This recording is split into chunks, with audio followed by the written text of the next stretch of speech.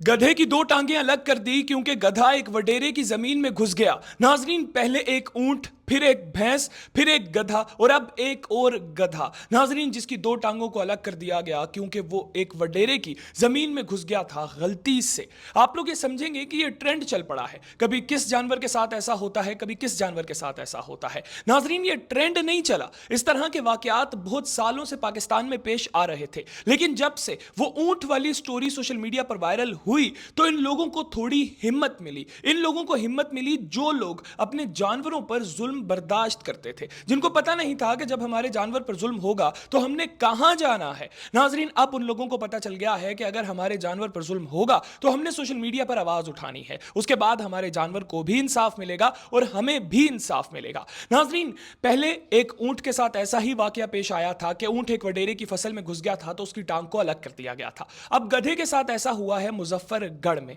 नाजरीन, मुजफ्फरगढ़ में एक गधा, जिसको यह बिल्कुल मालूम नहीं था कि जिसकी जमीन में मैं जा रहा हूं वो एक बड़ा सख्त इंसान है, सख्त दिल इंसान है। खैर नाजरीन, गधा उस जमीन के अंदर दाखिल हो गया। गधा जब जमीन के अंदर दाखिल हो गया तो जाहिर सी बात है जमीन थोड़ी बहुत खराब हो गई। नाजरीन, वडेरा गुस्से में आ गया और वडेरे ने गधे की दो टांगों को अलग कर दिया। पहले ऊंट की एक टांग अलग हुई, उसके बाद एक भैंस बेचारी ने गलती से एक रिक्शे से चारा खा लिया था तो रिक्शा ड्राइवर ने उसकी जबान को अलग कर दिया था। नाजरीन, उसके बाद इसी तरह का वाकया एक गधे के साथ पेश आया था जिसके पूरे पेट को खोल दिया गया था क्योंकि उसने भी एक वडेरे की जमीन से चारा खा लिया था। नाजरीन, अब यह वाकया पेश आया है मुजफ्फरगढ़ में, जिधर गधे को मालूम नहीं था कि मैं किस वडेरे की जमीन पे जा रहा हूं। नाजरीन, पाकिस्तान में इन सारी चीजों के लिए कानून भी है कि मतलब अगर आपकी कीमती फसल है, आपकी कीमती फसल में किसी शख्स का जानवर घुस गया है तो आपके पास कानूनी राइट है इसके ऊपर कार्रवाई करने का। कानूनी राइट ये है कि आप अपने जिले की मैनेजमेंट के पास जाएं, आपके जिले की मैनेजमेंट वो जानवर जब्त कर लेगी